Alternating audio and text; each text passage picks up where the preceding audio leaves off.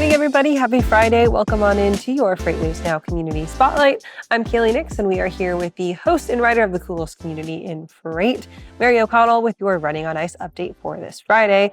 Mary, thanks for joining us. Anytime, guys. You know that there is no better way to get started into a weekend than to start your Friday with running on ice. And maybe since it's summer, we can have some cold coffee, like some iced coffee, to start our Friday mornings. There you go. My iced coffee is in the back. It's waiting on me right now, just like sweating in the Tennessee heat. So we'll get this over with and I'll get back to it soon. And we've got another good episode on tap for today. If you missed our episode last week, well, you're in luck because it's actually the same one running this week once again. We've got a twofer with a really great friend from Co. We're talking all about their life sciences work. Can you talk to us a little bit about who is on your show this week?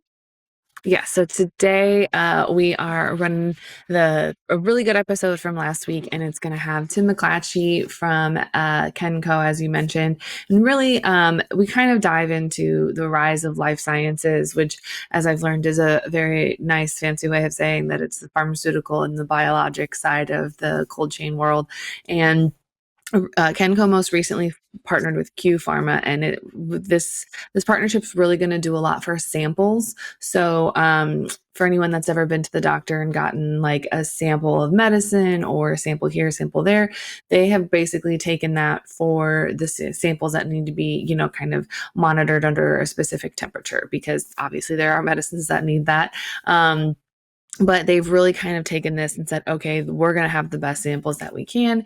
And then also they've kind of taken that in the smaller sample size. They've also kind of grown it to more of the day-to-day medicines and some of the not quite sample size order deliveries that there are out there, because as we know, there are a lot of insurance companies that are pushing to have medicine delivered via mail or not necessarily have you go into the pharmacy, which is great in a lot of aspects, but then also that introduces another challenge of how do you get those temperature sensitive medicines to the individual consumer while still maintaining that ever important product integrity.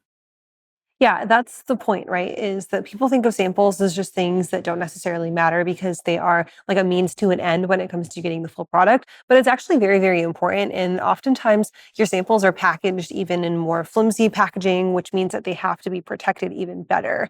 So when we talk about Co, they're a pretty big 3PL here in Chattanooga. Actually, they're local to us. And they have this really big life sciences department. What are some of the biggest spaces where they're working? Is it mainly pharmaceuticals, or is it some other places in the biology world as well? So we've mostly focused on pharmaceutical this time, and it's mostly because, as we see more clinical trials come out, and there's a lot more kind of customized and tailored personal medicine. So whether it's something that, if you have a chronic illness and you have to have medicine shipped to your door, well, they're addressing some of those issues, because if you do have a chronic illness, like, you don't want to go into the doctor every week if you don't have to. So there are some solutions out there that do allow you to maybe do some some testing at home, or get some medicine or other things that you would need. You can do it at home versus having to go into the doctor all the time. So that kind of convenience and freedom back to those that have a chronic illness is absolutely fantastic. But as a result, that kind of increased in that personalized medicine and other stuff like that, where, we have seen these different clinical trials that have gene therapies customized to someone's specific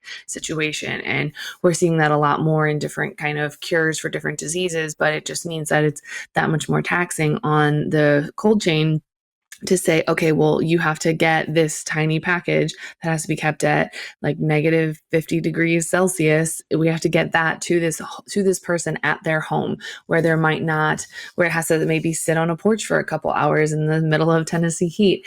And it's something that, you kind of have to plan for all of the things that could go wrong, but obviously have a solution to make sure that nothing does go wrong, because it's not. And a mistake in the cold chain for pharmaceutical isn't just like, oh, somebody's birthday cake gets a little warm, or, oh, the ice cream melts a little bit, put it in the freezer and it'll put back together. If something with medicine falls out of that temperature range, it could potentially be extremely costly to that person that takes that medicine.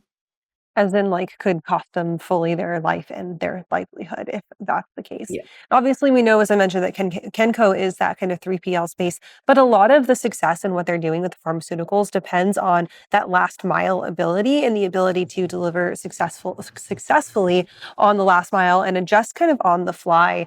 Is there any interesting partnership that Kenco is working with to really hone in on those last mile aspects of it and making sure that they are successful not only just from the start, but also all the way through to that delivery? So really that's kind of where that Q Pharma comes in, is that they have that data insight and that visibility of saying, okay, this is where we are throughout the entire process. So Kenko is still doing a lot of that final mile. They're just kind of using the resources that they have through that partnership with Q Pharma to make sure that, those products are staying good and fresh and able to go safely into a human body. So you talk a lot about pharmaceuticals in the cold chain on this show, Mary, but as you're learning with all of these different partners and getting to chat with them, has there anything that's really surprised you about the intricacies of the pharma cold chain space, or anything that you didn't know and you're like, wow, like that's super, super crazy to know now? Honestly, it's some of the newer tech coming out that we haven't seen a lot of, because cold chain right now is kind of going through the glow up that Dryvan went through a couple years ago. We're getting those visibility tools. We're getting all of these cool new things, and it's really fascinating to me to see.